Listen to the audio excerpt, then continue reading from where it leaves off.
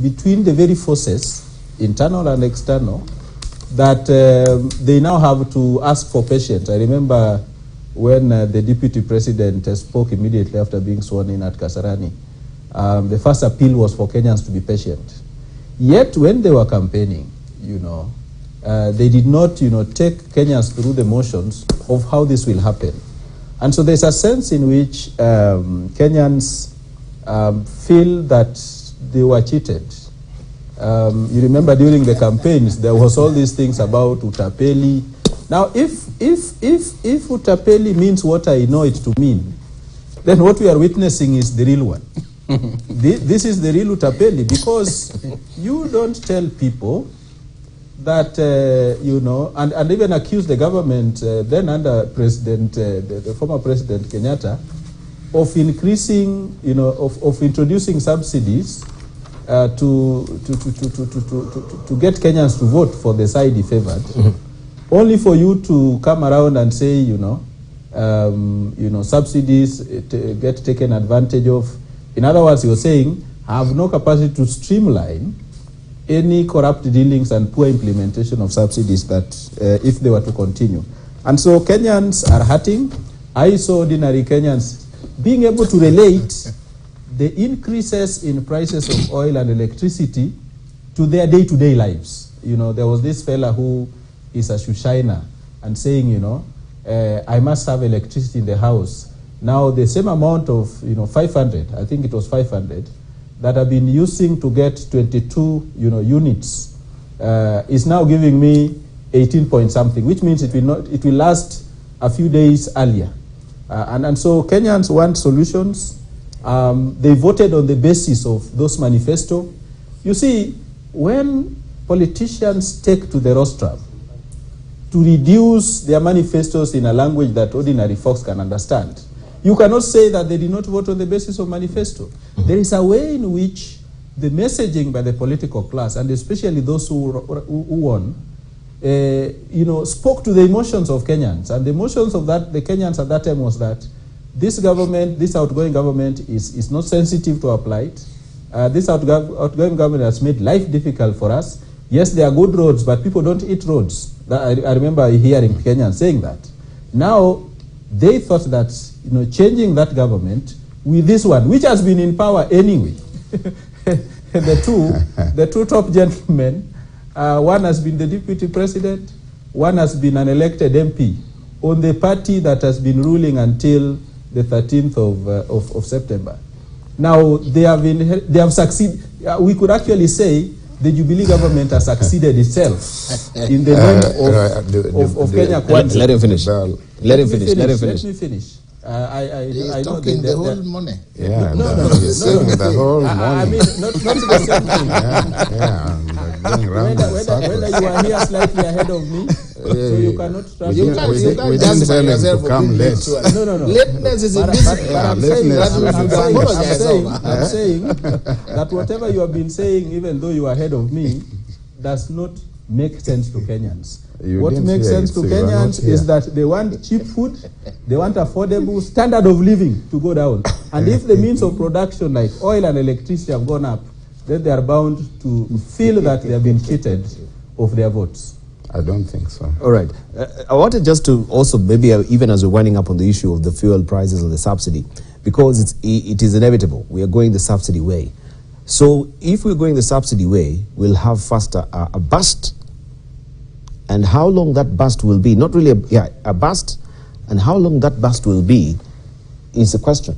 Because if the subsidy is taken away, which was cushioning Kenyans, do we have any given time frame on how long this subsidy, how long the market is going to stabilize itself? Because now we are subjecting everything to the market forces as it is. Before it corrects we have the market correction of the prices. How do we gauge the effect of pulling away the subsidy? Because I think even the Jubilee administration will be at pains to really explain this is a given time frame. We don't know how the subsidy will market correct the prices. But first, I think I'm hoping that you didn't mean we are going the subsidy way. I think the president is clear. No, not the subsidy way. I'm actually saying, yes, since we're pulling off the subsidy. Pulling this up. I think two critical things. The first one, the market will be in a disarray for a moment, isn't but it? the next thing that must happen quickly, for me, which is going to be what shows us the direction, is what Parliament does soon. I think even before Parliament went on recess, there was already discussions about removing taxes on the fuel. So the critical issue is you must deal with the right, but also the left. The president are done with the side of the subsidies. Now he must deal with the side of taxes. And that's where the rubber will meet the road. Because on that, he's going to have the conversations also in terms of, so what does your development partner, if you remember his debate, what fiscal direction do you want to give yourself as a government, and how do you respond to your lenders, the IMF, for example? You know, that's where the challenge has always been. That's number one. Number two, for me, I think what is the most critical, and that's why I think Barack's statement about when first Barack, there's government, so it's not that there's no government, because the ministers are still in office until the new ones come. But the sooner he gets his... You understand what I mean. Yes. You are a lawyer. No, but you are making the legal... politically, you're right. Legally, you are wrong. The sooner that he gets his cabinet secretaries in place, and thereafter, that we must avoid something that I think for me happened over the last 10 years. Over the last 10 years, we used to have decisions that were made on tweet, decisions that were made in orally. We need to start having written and clear statements showing direction. So going to this thing about fuel, I think the critical thing, for me, this is a short-term decision. In the medium term, as soon as the cabinet secretary for treasury comes, there must be clarity in terms of this is how we hope to get things going, this is our plan, so that people can be able to see the details of that plan. I think it's too early in the first few days, but as soon as they comes in, I think one of the things that must be brought back is robust conversations and clarity on direction, so that people can then stop engaging based on emotions, based on sound bits, but must start engaging based on the substance that comes from government. You're right. I've just whipped up this particular cover of The Economist. I think this was in May, and they'd given this projection that there's a coming food catastrophe.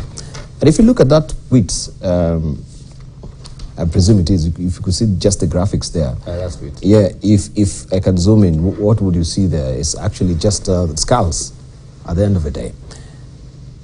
They've been telling us, prepare for a recession. Even maybe when we were on the campaign trail, is it the reality that you should have actually put on there? On the voices, on the decibels higher from the speakers, that despite the fact that, yes, we're coming in and we have all these promises as well, we should also be preparing ourselves to cushion ourselves for a recession which is coming. Because this is just the beginning of the biting recession that will face not only Kenya, but the entire world. You showed us, Debal, a cartoon of someone tightening the belt. From one of the papers. I suspect it's the Star. That's the Daily Nation today. The Nation. That person is lucky they have a belt to tighten, and it seems to be... They're tightening the tight belts already. And it seems to be a long belt, so they can continue tightening.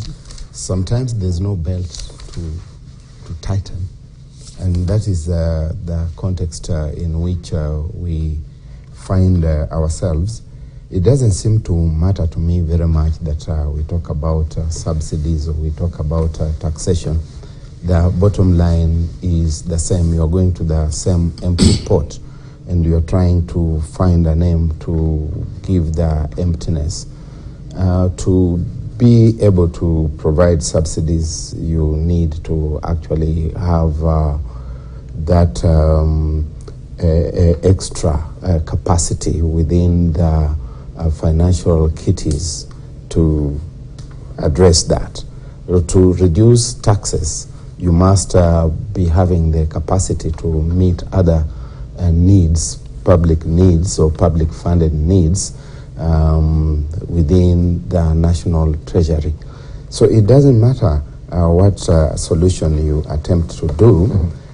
From a purely communications perspective, where I see it, there is a need for realistic conversation to get us to understand, and that should have been done on day one, that we have taken a look into the kitty, and that kitty does not look good.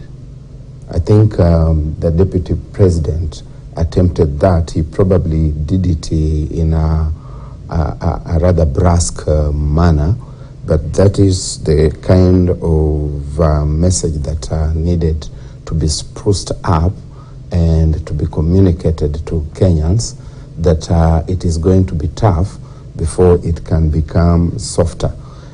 And for it to become softer, you're not going to play round games within the economic sector and say we are removing this, we are putting this. We have got to grow the economy. The economy must be made to bounce back.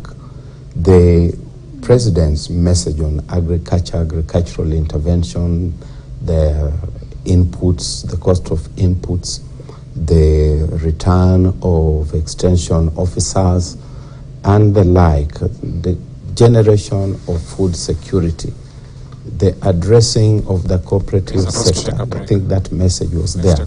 That is what is going to help this economy to start bouncing back, the issues of food to start being addressed in a longer and sustainable manner.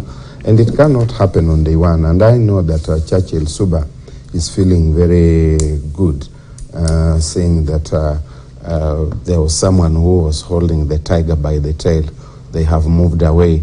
They have left someone else holding the tiger by the tail, and it doesn't look like they have a solution. You cannot expect a government to come in and within 2 days, or rather the president to come in and within 2 or 3 days, he has not even formed his government, and we are expecting to see miracles. For the government itself and the president himself, they must move away from attempting to look like they are magic makers, because they are not. And they must tell us the truth. Right, the truth. Right, when we circle back, we'll come back with Ambrose Weda on that particular note. We want just to take a short break and, of course, pay the bills as well. Don't go away.